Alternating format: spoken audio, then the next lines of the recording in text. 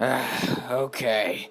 Up next for the role of super ultra giddy fairy godmother is Mr. Nat Russ. You right, kid? Yeah, sir. After a pair of top 5 hits, you kind of want to try out a couple new things, you know? Yeah, whatever. Let's just get this thing over with, alright? And action. Okay, let me just get into character here.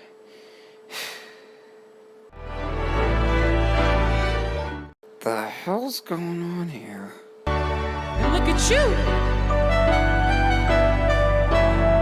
And look at you! What the? And look at you! And look at you! Okay, I think I've seen enough. This is absolutely ridiculous. But I love it. You got the part. At least I'm not as sad as I used to be.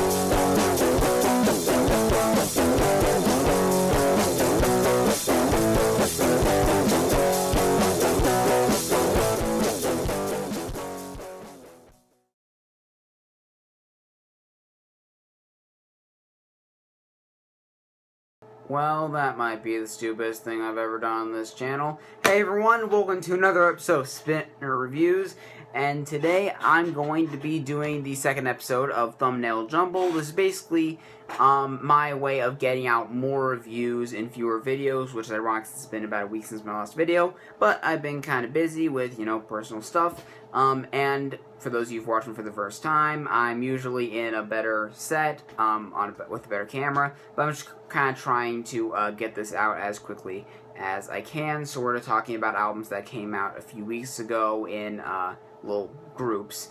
Anyway, the first album I'm going to be talking about today is the new one from Nate Ruess called Grand Romantic. Now, Nate Ruess, of course, is best known as the singer of the band Fun. Now, I'll admit that, like most people, I'd never really heard of them until they broke through to the mainstream in 2012 with singles off the album Some Nights, like the title track and, of course, the huge smash We Are Young.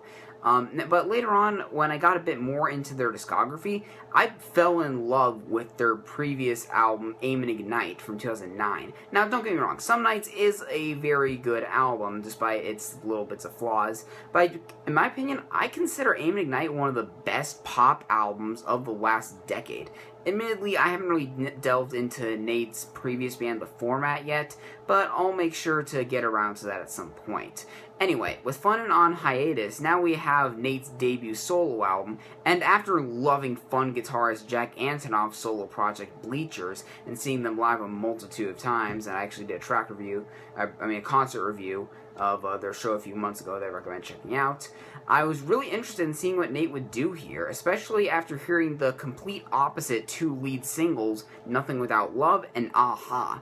Now, Nothing Without Love has really grown on me over the months. Sure, it's got a very done-to-death chord progression that kind of frustrates the musician in me a little bit, but it's also a very enjoyable ballad.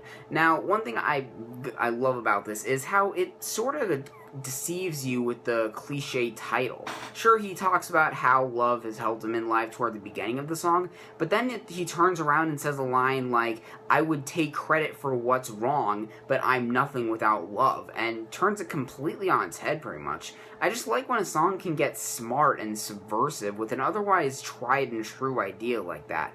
Aha, on the other hand, has really worn on me, honestly. I basically have the same problem with this as I did with the last Of Montreal album.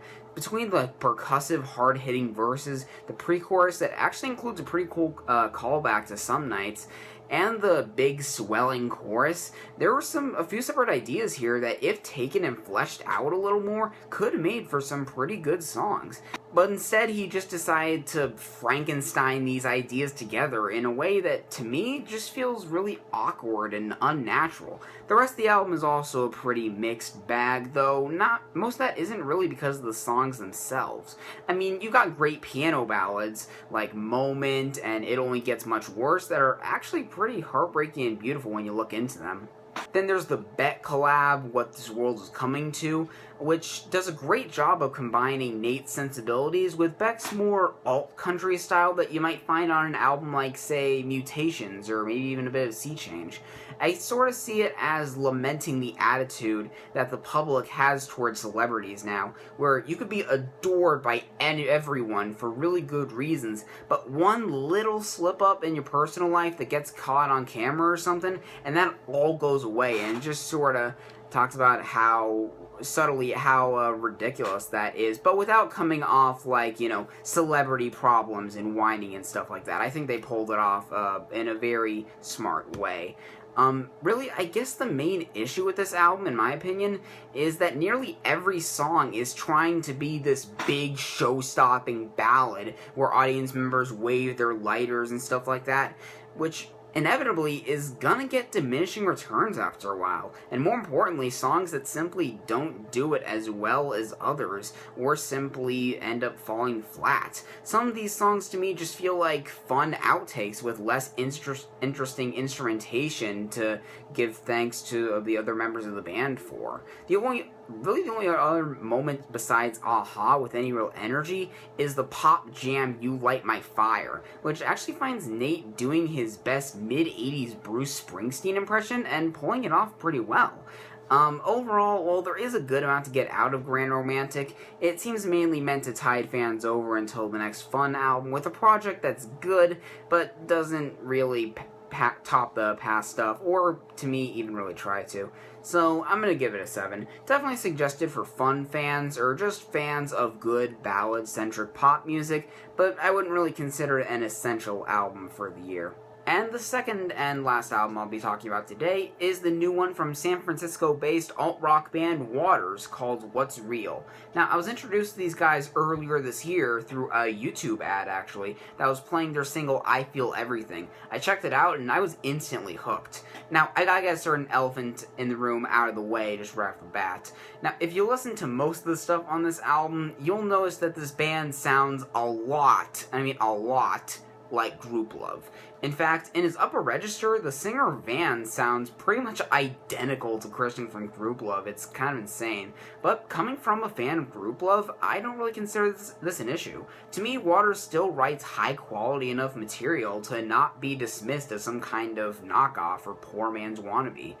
Plus, there are some areas where I think Waters actually separates themselves in a really good way. First off, they're definitely a bit more rockish in their instrumentation, so it's sort of more of a garage rock influence while not quite getting into that territory.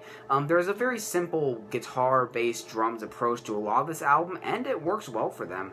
The biggest exception to this, though, is the song Stupid Games, where they bring in these big 80s synth loops that makes for actually a pretty enjoyable moment of indulgence mixed in with their usual sound.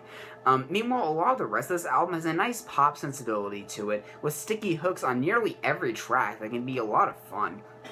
The two main singles and lead-off tracks, Got to My Head and I Feel Everything, are great examples of this. But easily the biggest difference between Group Love and Waters is in the lyrics, namely how introspective and personal Van gets here. While I never describe What's Real as a concept album by any means, there's definitely a couple running themes and arcs running throughout this thing. From what I'm gathering, What's Real is all about getting your life back together, mostly by ridding yourselves of toxic people, habits, and other things that at the end of the day really only bring you down. Sometimes he's more transparent and matter-of-fact, and sometimes he's more bitter and confrontational about it.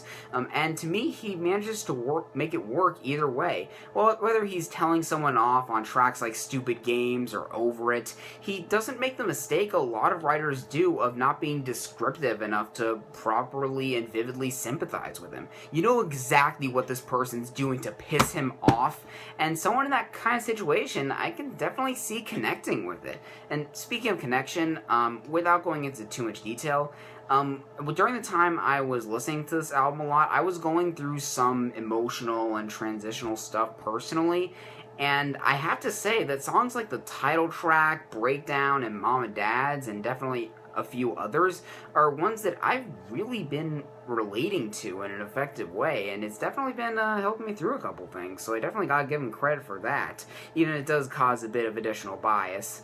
My only real nitpicks with this album are, one, there are a couple tracks, like the title track, where the percussion feels a little muffled, or like they use a drum machine that clashes with the rest of the instrumentation, even though it doesn't really get in the way of the song itself too much, in my opinion.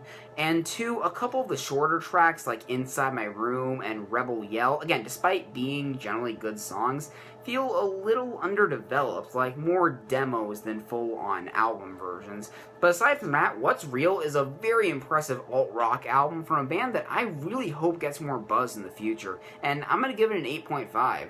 I also saw them at a local festival called Dirty Parts, held by local station FM 94.9, and they were fantastic. I just kind of wish that I could have met them and had them sign this, but the meet and greets were just for people who won a contest or something, so that's disappointing. I'd review that event as a whole, but honestly it'd be a little repetitive since my descriptions for each band wouldn't go much outside of they were great, that meaning New Politics, who I saw for the fourth time, and finally announced their album like a year after I interviewed them, as well as Congo, Saint Motel, and a couple others. So that all the way. Let me know what you guys think of these albums if you heard them. Do you agree with what I had to say? Do you disagree? Have any feedback about the channel in general? Do you think I should keep going with these like group reviews, or would you prefer if I just kind of banged out like a little review at a time? I'm kind of curious what you think about that. Let me know in the comments down below. Share this around with anyone who might be interested. Like the Facebook page in the description for updates, and hopefully I'll see you in the next episode of Spinner Reviews.